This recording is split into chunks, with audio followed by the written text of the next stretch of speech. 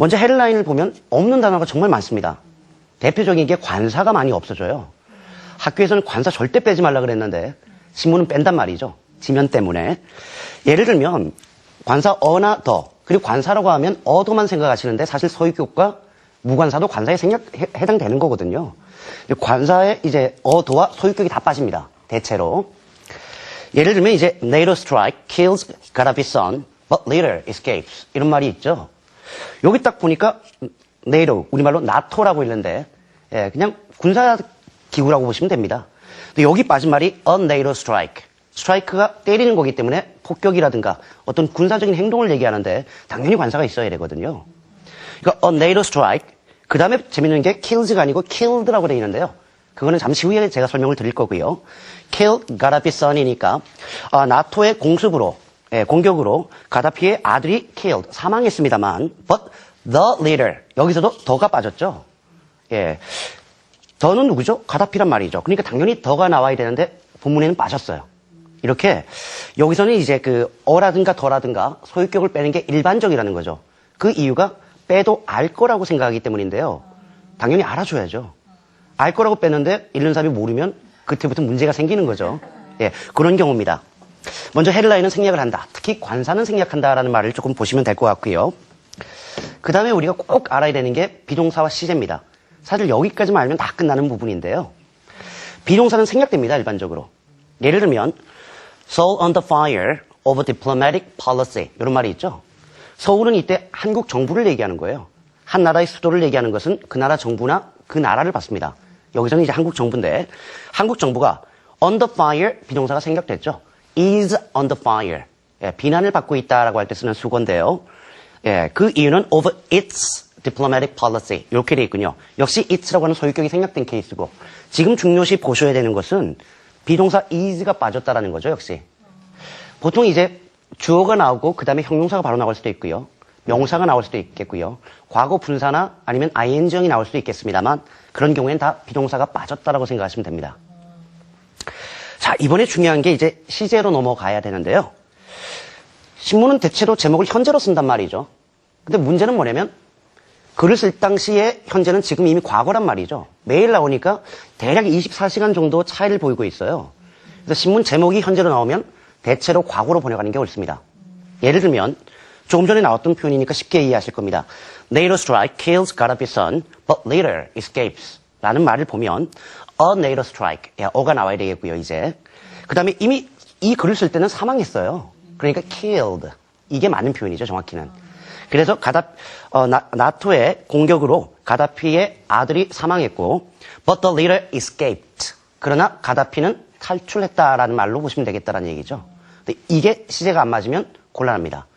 실제로 본문을 보시면 다 과거형으로 나온다는 얘기죠, 이게. 과거 분사가 나오죠. 소위 말하는 우리가 PP형이라고 옛날에 배웠던 거. 그때는 수동태라는 걸 아셔야 돼요. 예, 비동사가 생략됐기 때문이죠. Household goods infested with bacteria. 이렇게 되어 있습니다. 이때 생략된 말이 household goods are infested with bacteria. 이렇게 되는 거죠. be infested with라는 게 일종의 이디엄, 수거입니다. 예, 뭐뭐가 득실거린다라고 할 때 쓰는 말이죠. 그러다 보니까 household goods라고 하는 말이 우리말로 하면 뭐가 있을까요? TV, 냉장고, 이런 가정용품에 사실상 박테리아가 우글거린다는 내용이란 말이죠. 근데 이걸 그냥 과거형으로만 번역하면 문법적으로 깨지죠. 그런 사람들은 나중에 그냥 be infested with가 아니고 그냥 infest with라고만 생각하는 거죠. 그럼 문법적으로 문제가 생기기 시작합니다. 또 하나 이제 좀 ing형은 진행형이다. 역시 비동사가 빠졌기 때문이죠. South Korea considering lowering oil taxes, 이런 말이 있는데요. 한국이 considering 이라는 얘기는 is considering, 이럴 때는 진행형으로 번역하시면 돼요. 한국이 지금 lowering oil taxes, 예, 유류세 인하를 고려하고 있다라고 하는 진행형입니다. 그래서 과거 완료형이 나오면 이건 수동태라고 보시면 되겠고요. ing형이 나오면 진행형, 조금 전에 나왔던 현재형이 나오면 과거형이라고 생각하시면 된다는 얘기죠. 자, 마지막으로 하나 더 보시면 갑자기 투부정사가 툭 나오는 경우가 있습니다. 그럴 때는 미래형이라고 보시면 돼요. 예를 들면 여기 현대자동차는 다 아실 거고요. 르노, 삼성도 다 아실 거예요. 그런데 딱 보니까 동사가 안 나오고 to recall 얼마나? 74,000 cars 이렇게 나와 있습니다. 그러니까 현대와 르노 삼성이 7만 4천 대의 자동차를 리콜, 회수한다는 건 알겠는데 이게 시세가 여기서 혼동되는 거죠. 이때는 will recall이라고 보시면 되죠. 왜 will 써야 되냐면 원래 비동사가 생략된 거예요. are to recall인데 비동사에 to 부동사가 앞에지면 이때 미래에 대한 어떤 예정을 얘기하는 거기 때문에 will이라고 하는 미래형 조동사를 써주는 거죠.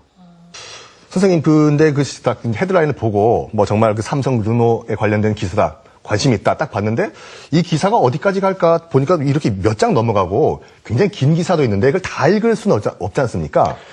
물론 제일 좋은 건 다 읽는 거긴 한데요. 네. 사실 현실적으로 가끔 힘들 때도 있죠. 그러면 제일 앞문단, 소위 말해서 리드라고 하는데 그 앞문단만 읽어도 전반적인 내용은 사실 다 나오거든요. 왜냐면 기사는 사실을 중요시하니까 중요한 걸 먼저 써줍니다, 항상. 예, 그거 안 나오면 뒤에까지 읽어야 되는데 그게 바른 글쓰기는 아니거든요. 그러니까 그렇죠. 앞문단 하나만 읽어도 충분히 전반적인 내용은 알 수 있다는 거죠. 네. 일단은 첫 문장까지는 꼭 좀 읽으셔야 될 것 같아요. 자, 박준현 교수님 설명 들으셨는데 어떻게 보셨나요? 네, 지금 선생님께 장시간 지금 말씀해 주셨는데, 그러니까, 영자신문 독해 요령을 말씀해 주신 거죠. 이런 원칙을 따라서 하라. 좀 쉽게 될 것이다. 이제, 저도 뭐 그렇게 공부를 했던 것 같아요. 옛날에 보면서. 또 제 경험을 말씀드립니다만, 저는 영자신문이 크게 한 3가지 면에서 중요하다. 하나는 이제 아까 말씀드렸듯이 특히 사설 같은 데서는 다양한 주제가 있기 때문에 다양한 분야에 우리가 지식을 알 수 있어요. 그죠? 특히 이제 어휘 같은 게. 그다음에 아까도 선생님이 말씀하셨습니다만은 저도 계속적으로 사설을 보니까 처음에는 몰랐던 어휘들이 또 나타나거든요. 반복적 학습이 되니까 한 1년 정도 지나면은 웬만큼 다 알게 되더라고요. 그다음에 독해 전략을 제가 배운 것 같아요. 아까도 보면은 스캐닝 말씀하셨는데 훑어읽기, 그다음에 집중력 읽기 그런 전략도 배우게 되고 또 저로서는 또 이 고급 문장들이기 때문에 라이딩 하는 데서 교범이 되더라고요. 글쓰기 하는 데 있어서도. 그래서 특히 이제 성인 학습자들 상당히 수준이 있는 학습자들은 이 영자신문을 통해서 자기들의 학습 능력을 영어 능력을 한 단원 더 한 차원 업그레이드 하는데 아주 중요한 수단이 될 거라 생각합니다. 네. 자, 영자신문에 관련된 여러 가지 말씀을 해주셨는데 마지막으로 이 방송 듣고 보고 계시는 우리 시청자 여러분께 영자신문 이렇게 활용을 하면 정말 큰 도움을 받을 수 있다. 마지막으로 팁 한번 부탁드리겠습니다. 예, 조금 전에 다 나왔는데 말입니다. 일단 좀 좋아했으면 좋겠어요. 예, 매일 읽을 필요는 없거든요. 물론 일간지긴 하지만 공부하는 입장에서는 일주일에 하나를 사서 볼 수 있는 양만큼 선택을 하시고 보시면 됩니다. 가장 중요한 것은 포기하지 않고 꾸준히 보는 게 중요한 거지 뭐 얼마나 많이 보느냐보다는 꾸준히 보는 게 중요한 것 같아요. 그래서 한 말씀만 드리면 나중에 익숙해지면 이 영자신문의 향기가 좀 어떻게 기름 냄새 같은 거잖아요. 정말 좋아지고 그리워질 때가 있어요. 네, 그때까지는 좀 놓지 않았으면 좋지 않겠나라는 생각을 합니다. 네. 네, 감사합니다. 자, 영자신문을 통한 영어 공부 오늘 좋은 말씀해 주신 김성백 선생님께 감사의 박수 부탁드립니다. 고맙습니다. 감사합니다. 자, 그리고 좋은 말씀 해주신 우리 박준현 교수님께도 감사의 말씀 드리겠습니다. 감사합니다. 예, 토크앤 이슈 이제 마칠 시간인데요. 실수를 통해서 배운다는 말이 있습니다. 아까 우리 김성경 아나운서께서도 말씀하신 것처럼 그 실패는 성공의 어머니라고 하죠. 네, 오늘 만난 그 동훈의 가족들도 저희한테 또 그런 모습을 보여줬는데요. 실수가 두려워서 아무것도 못한다면 정말 아무것도 할 수가 없잖아요. 과감하게 도전하는 그런 자세나 마음가짐을 좀 가져보시면 어떨까 싶습니다. 네. 저희는 여기서 인사드리고요. 다음 주 이 시간에 다시 찾아뵙겠습니다. 고맙습니다. 감사합니다.